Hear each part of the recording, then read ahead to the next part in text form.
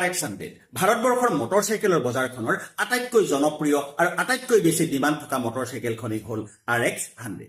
এই মটৰচাইকেলখন 1985 চনত ভাৰতৰ বজাৰত মুকলি কৰি দিয়া হৈছিল আৰু 1996 চনৰ মাৰ্চ মাহত হঠাৎ এই মটৰচাইকেলখন বন্ধ হৈ গৈছিল।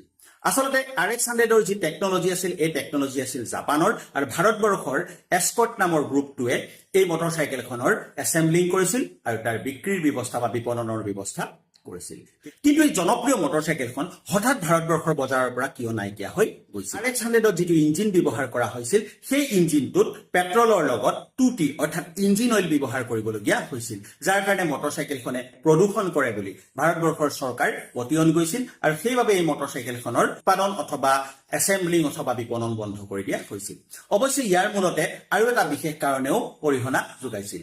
এই কথাটো হ'ল যে সেই সময়ত চেইন চুৰ কৰা মানুহবিলাকে প্ৰায় RX-100 ব্যৱহাৰ কৰিছিল আৰু RX-100ৰ এটা বিশেষ গুণ আছিল এইটোৱেই যে অতি সোনকালে এই মটৰচাইকেলখনে খুব বেছি স্পীড ল'ব পাৰিছিল। অৰ্থাৎ কিবা কাৰণত যদি পুলিচ বা কোনো সচেতন মানুহে তেওঁলোকৰ পিছা কৰিছিল তেওঁলোকক ধৰা পেলোৱাটো অসম্ভৱৰ নিচিনা হৈ পৰিছিল।